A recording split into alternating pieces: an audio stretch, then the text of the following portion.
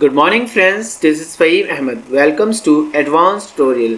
तो दोस्तों, आज का सेशन हमारा एडिक्शन के पार्ट 2 से है।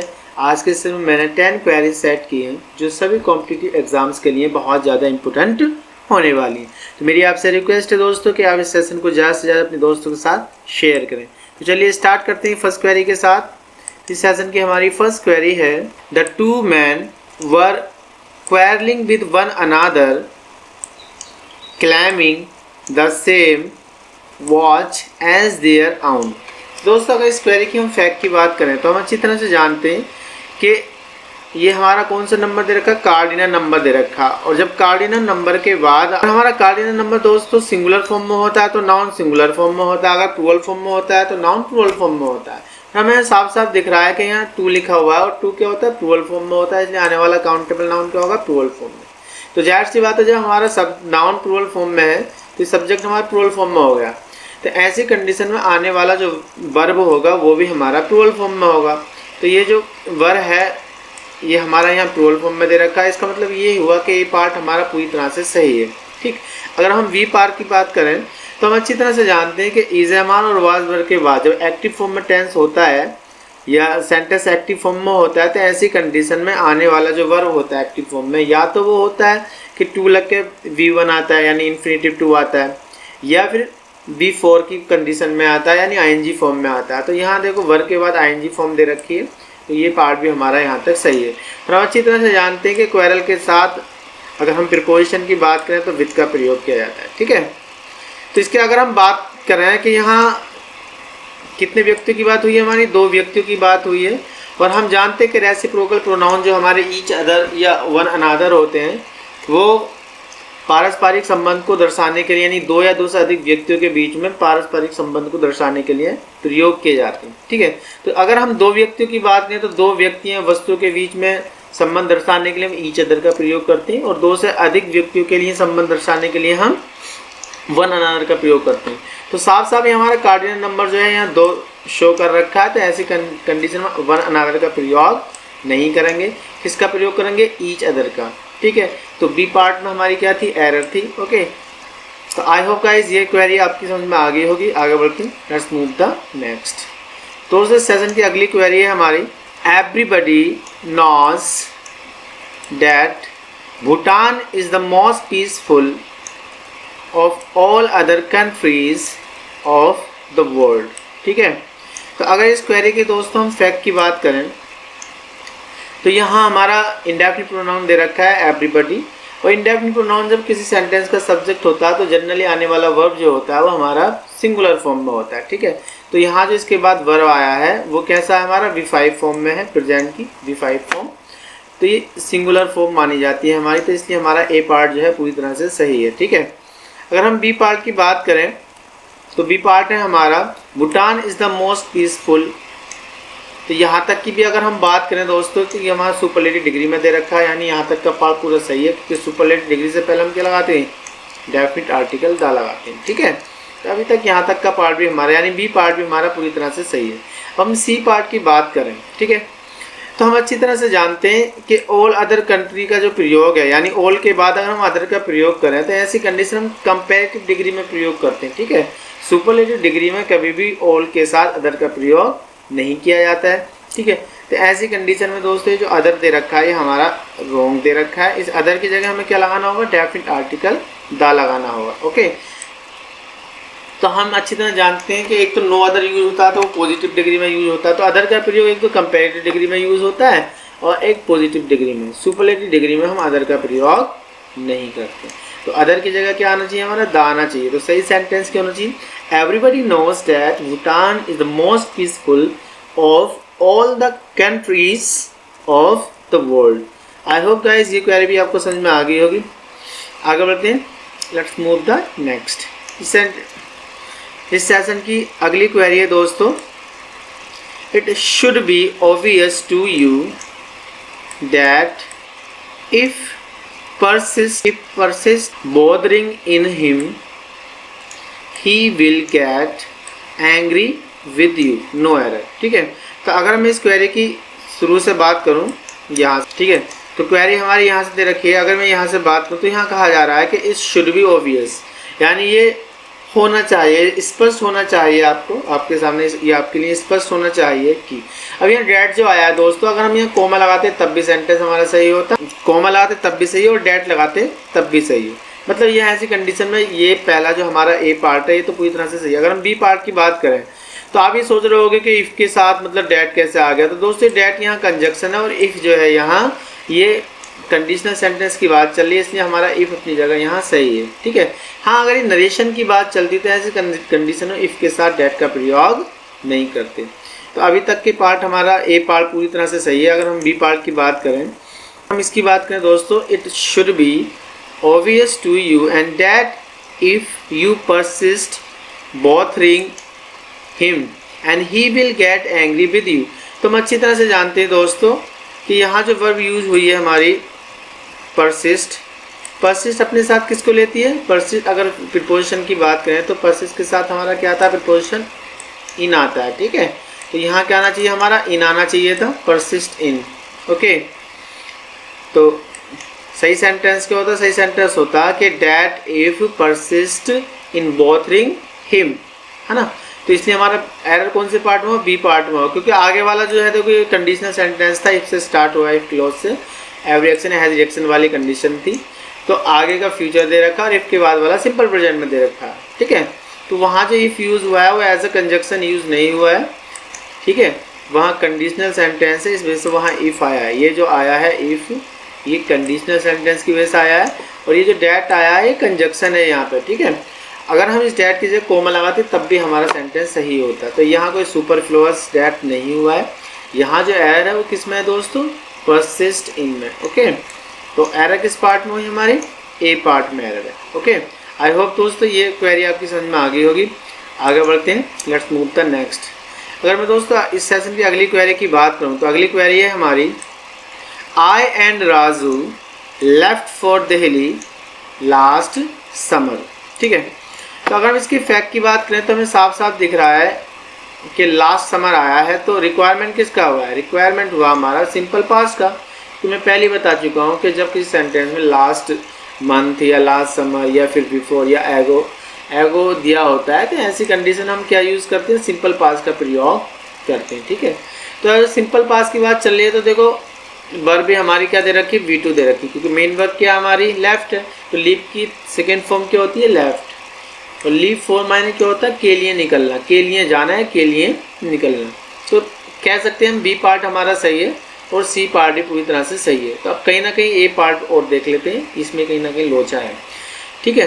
तो हम अच्छी तरह से जानते हैं कि जब कभी भी दो या दो से अधिक प्रोनाउन हमारे एंड से जोड़े जाते हैं तो ऐसी कंडीशन में जो सबसे पहली कंडीशन बनती है, अगर वो प्रोनाउन सिंगुलर फॉर्म में जोड़े जाते हैं और सेंटेंस का जो सेंस होता है वो पॉजिटिव माना जाता है, तो इस स्थिति में हम सीक्वेंस नंबर 231 के सीक्वेंस में जोड़ते हैं, ठीक है। अगर वे प्रोनाउन प्लूरल फॉर्म में होते हैं और कंडीशन सेम होती है, पॉजिटिव सेंस होता है, लेकिन प्रोनाउंस कैसे होते हैं, प्लूरल फॉर्म में होते हैं। जैसे अगर मैं जोड़ूं कि वी, यू एंड दे, तो ऐसी कंडीशन में मतलब अगर हम प्रोनाउन जोड़ेंगे तो ऐसी कंडीशन में सीक्वेंस नंबर 123 होता है, ठीक है। इसके अलावा दोस्तों अगर जब प्रोनाउन दो या दो से अधिक जोड़े गए हों, चाहे वो सिंगुलर हो या प्लूरल हो, नो मैटर, अगर वाक्य का सेंस हमारा इलीगल होता है, मतलब इंसानियत को फॉलो नहीं करता, ह्यूमैनिटी को फॉलो नहीं करता, तो ऐसी कंडीशन में दोस्तों हमेशा उन्हें 123 के सीक्वेंस में ही रखा जाता है, ठीक है। तो हम अच्छी तरह से जानते हैं कि आई भी यहाँ सिंगुलर दे रखा है और राजू भी यहाँ सिंगुलर फॉर्म में दे रखा है, ठीक। तो और सेंटेंस का जो सेंस है वो पॉजिटिव है, तो ऐसी कंडीशन में इनका कहीं ना कहीं सीक्वेंस बिगड़ा हुआ है। क्यों, क्योंकि मैंने अभी क्या बताया था आपको कि जब कभी भी दो या दो से अधिक प्रोनाउन सिंगुलर फॉर्म में एंड से जोड़े जाते हैं तो ऐसी कंडीशन में उन्हें किस फॉर्म में रखा, किस सीक्वेंस में रखा जाता है, 231 में। और 231 का मतलब ये हुआ पहले सेकेंड पर्सन, फिर थर्ड पर्सन, फिर फर्स्ट पर्सन। अब सेकेंड पर्सन यहाँ दिया हुआ नहीं है तो हम सबसे पहले किसको रखेंगे, थर्ड पर्सन को, तो राजू पहला आ जाएगा और फर्स्ट पर्सन बाद में। तो कैसा होता है, राजू एंड आई। तो सही सीक्वेंस इसका होता है कि राजू एंड आई, ओके। तो एरर कौन से पार्ट में होगी दोस्तों, ए पार्ट में ही होगी। तो अब हमें आगे बढ़ने की ज़रूरत नहीं है, यानी ए पार्ट हमारा एरर पार्ट है, ओके। आई होप दोस्तों ये क्वेरी आपको समझ में आ गई होगी। आगे बढ़ते हैं, लेट्स मूव द नेक्स्ट। अगली क्वेरी हमारी सेशन की, I certainly differ with you in this matter. ठीक है, तो अगर हम इसकी क्वेरी के फैक्ट की बात करें दोस्तों, तो यहाँ सिंपल प्रेजेंट की बात हुई है। ठीक, और सिंपल प्रेजेंट में हम जानते हैं कि सिंगुलर सब्जेक्ट के साथ V5 इस्तेमाल होता है और प्लूरल सब्जेक्ट के साथ V1 यूज़ होता है। तो हम जानते हैं कि आई हमारा प्लूरल सब्जेक्ट होता है, तो वर्ब कैसे आई हमारी V1 यूज़ हुई है। ओके, अब डिफर जो वर्ब है इसके साथ कई तरह के प्रिपोजिशंस आ सकते हैं। ठीक है, अगर डिफर के साथ मैं इन की बात करूँ तो ऐसी कंडीशन में क्या होता है, डिफर इनके साथ जब हम मतलब अंतर स्पष्ट करें, जैसे अगर मैं बोलूँ two animals come from the same family और but differ in body shape, यानी अगर मैं बात करूं दोस्तों कि जब मतलब दो जानवर हों जो एक ही परिवार से आते हों, परंतु उनकी जो बॉडी शेप होती है वो डिफरेंट होती है, वो उनकी आदतें, उनकी जो फीडिंग हैबिट्स होती हैं वो भी डिफरेंट होती है। तो ऐसी कंडीशन में हम क्या यूज़ करते हैं, डिफर इन का प्रयोग करते हैं। ठीक है, परंतु जब किन्हीं वस्तु में हम मतलब किन्हीं दो वस्तु में बहुत बड़े पैमाने पर हम अंतर स्पष्ट करें, तो ऐसी कंडीशन में हम डिफर फ्रॉम का प्रयोग करते हैं। जैसे अगर मैं बोलूँ कि English differs from Spanish in that it is not pronounced as it is written. जैसे हम इंग्लिश स्पेनिश की बात करें तो इंग्लिश में क्या होता है दोस्तों कि इंग्लिश बोली कुछ और जाती है और मतलब लिखी कुछ और जाती है, यानी उसका प्रोनाउंसिएशन कुछ और होता है और लिखी कुछ और जाती है, जबकि स्पेनिश में जो बोली जाती है वही लिखी जाती है। तो अगर मैं इंग्लिश की और स्पेनिश की कंपैरिजन करूं तो इन दोनों में बहुत बड़ा अंतर होता है, इसलिए हम डिफर के साथ किसका प्रयोग करते हैं दोस्तों, फ्रॉम का। ओके, लेकिन बात इस काय की चल रही है, बात चल रही है विद की, डिफर विद। तो डिफर विद भी होता है दोस्तों। डिफर विद क्या होता है, डिसएग्री, यानी असहमत होना, किसी से असहमत होना। डिफर विद का मतलब हुआ हमारा डिसएग्री, है ना। हम कह सकते हैं I back to differ with you a bit there. ठीक, तो ऐसी कंडीशन हमारा ये पार्ट डिफर विद तो बिल्कुल सही हो गया। ओके, तो हम आगे बढ़ते हैं। तो अगर ए पार्ट की बात करें आई सर्टेनली, तो ये पूरा सही है, क्योंकि हम जानते हैं कि जो एडवर्ब है सर्टेनली वो हमेशा किससे पहले आती है, मेन वर्ब से पहले आती है। डिफर के साथ क्या था हमारा, विद भी आ सकता है। और यहाँ डिसएग्री की बात चल रही है, वो कहना चाह रहा है कि निश्चित तौर पर तुमसे एग्री नहीं करता। किस पर, इस मामले पर। तो इस मामले में नहीं, इस मामले पर। तो ऐसी कंडीशन में इन ना आके दोस्तों क्या आएगा हमारा, ऑन आएगा, ऑन दिस मैटर। ठीक है, तो ये ध्यान रखना। एरर किस पार्ट में होगी हमारी, सी पार्ट में होगी। तो सही सेंटेंस क्या हुआ, I certainly differ with you on this matter. तो दोस्तों मैं उम्मीद करता हूँ कि ये क्वेरी भी आपको समझ में आ गई होगी। आगे बढ़ते हैं, लेट्स मूव द नेक्स्ट, अगले पार्ट की ओर बढ़ते हैं। तो इस सेशन का नेक्स्ट सेंटेंस है दोस्तों हमारा, he had a suspected fracture so he has admitted into the hospital. ठीक है, तो अगर इसके फैक्ट की बात करें तो हम जानते हैं कि बात क्या की चल रही है हमारी, सिंपल पास्ट की चल रही है और पोजीशन को शो किया गया है। ठीक, तो ऐसी कंडीशन में हम पोजीशन के लिए हैज़ हैव हैड का प्रयोग करते हैं, कह सकते हैं कि ठीक है। तो हम अच्छी तरह से जानते हैं कि पास की बात चल रही है तो हैव की सेकेंड फॉर्म क्या होती है, हैड होती है। ठीक होती है, और ऐसी कंडीशन में जब इसकी हम पोजीशन की बात करते हैं तो हैज़ हैव हैड के बाद क्या आता है हमारा, नाउन आता है। ठीक है, तो हम अच्छी तरह से जानते हैं कि फ्रैक्चर क्या है, एक नाउन है। ठीक, और ये पूरा कॉम्प्लीमेंट बन गया, पूरा ऑब्जेक्ट बन गया हम कह सकते हैं। ठीक है, तो हैड का ऑब्जेक्ट क्या दे रखा है, अ सस्पेक्टेड फ्रैक्चर। ठीक, तो ए पार्ट जो है हमारा पूरी तरह से सही है। आगे वाले पार्ट की बात करें, सो ही वॉज एडमिटेड, इसलिए उसे भर्ती कराया गया। तो अगर मैं बात करूं बी पार्ट की, तो बी पार्ट पूरा सही है। अब सी पार्ट की बात करूं, एडमिटेड इनटू द हॉस्पिटल। तो दोस्तों हम अच्छी तरह से जानते हैं कि एडमिटेड इनटू द हॉस्पिटल नहीं होता है। अब ऐसे थोड़ी ना उसे पकड़ के हॉस्पिटल में फेंक दिया।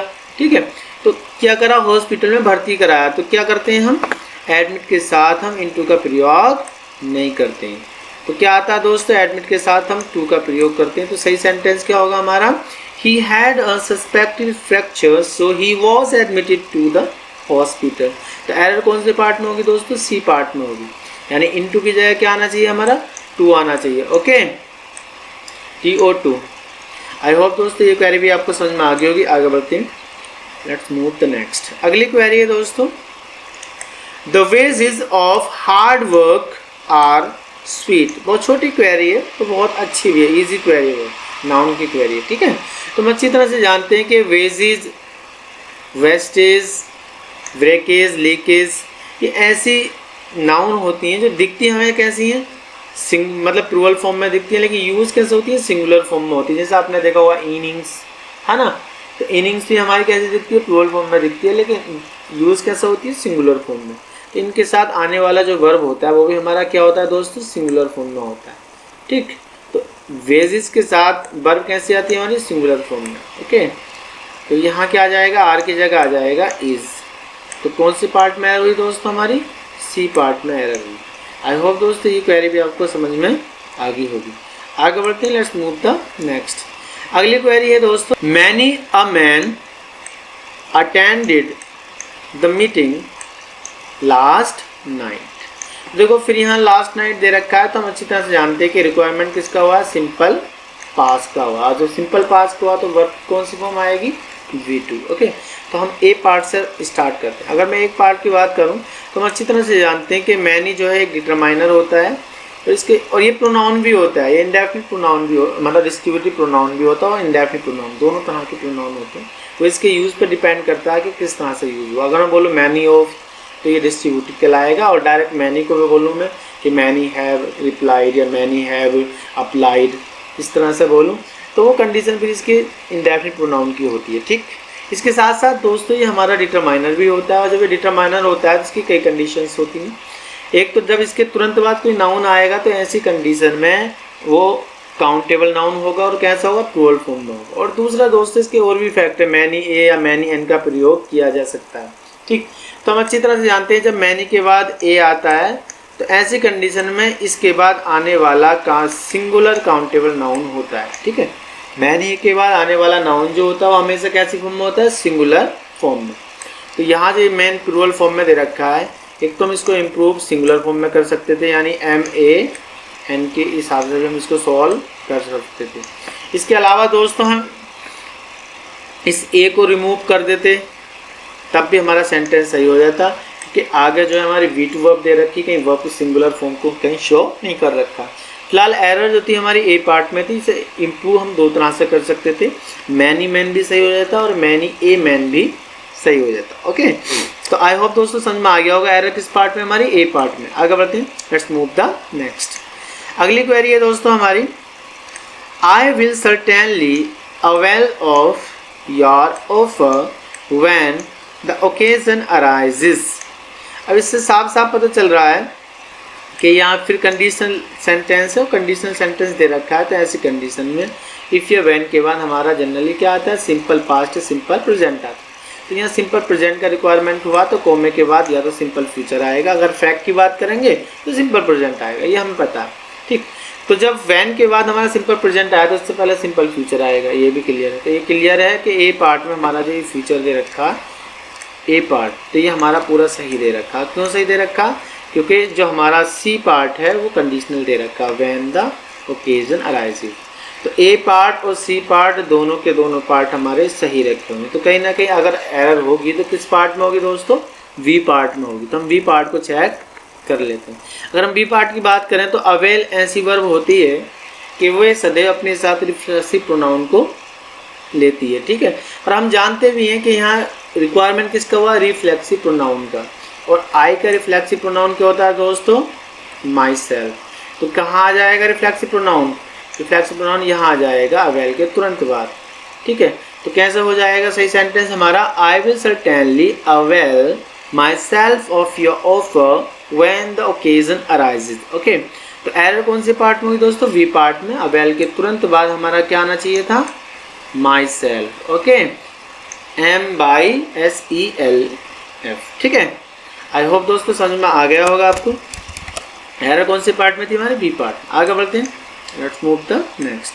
तो अगली क्वेरी की ओर आगे बढ़ते हैं दोस्तों। इस सेशन की हमारी लास्ट क्वेरी है। अगली क्वेरी है हमारी, all the pupils stood up respectively as the guru enter the room, ठीक। तो जैसे ही गुरु ने प्रवेश किया किसमें, रूम में। तो जाहिर सी बात है यहाँ पास की बात चल रही है, ठीक है। जैसे ही गुरु ने रूम में प्रवेश किया तो सभी शिष्य जो थे वो खड़े हो गए, यानी ए पार्ट पूरी तरह से सही है। ऑल द पीपल्स, सभी शिष्य स्टूड अप, खड़े हो गए। कैसे खड़े हो गए? सम्मान से खड़े हो गए। तो ऐसी कंडीशन हम अच्छी तरह से जानते हैं। स्टूड है यहाँ रिक्वायरमेंट कर रही है एडवर्ब का, तो क्या एडवर्ब हो जाएगी दोस्तों हमारी? रेस्पेक्टिवली जो होता है दोस्तों ये एडजेक्टिव होता है, और यहाँ रिक्वायरमेंट हुआ है एडवर्ब का। ठीक है, तो कौन सी एडवर्ब आएगी हमारी? रेस्पेक्टफुली आएगी। ठीक, तो सही सेंटेंस क्या होना चाहिए हमारा? सही सेंटेंस होना चाहिए all the pupils stood up respectfully as the guru entered the room. ठीक है, तो दोस्तों यहाँ एरर कौन सी पार्ट में थी? हमारे बी पार्ट में थी। रेस्पेक्टिवली की जगह क्या आना चाहिए? रेस्पेक्टफुली। आई होप दोस्तों ये सेशन आपको पसंद आया होगा। अगर ये सेशन आपको पसंद आया हो तो मेरी आपसे रिक्वेस्ट है कि इस वीडियो को लाइक करें, कमेंट, शेयर और मेरे चैनल को सब्सक्राइब करना ना भूलें, ताकि मेरी आने वाली वीडियोस की नोटिफिकेशन आपको समय पर मिलते रहें। तब तक के लिए till then bye bye, take care.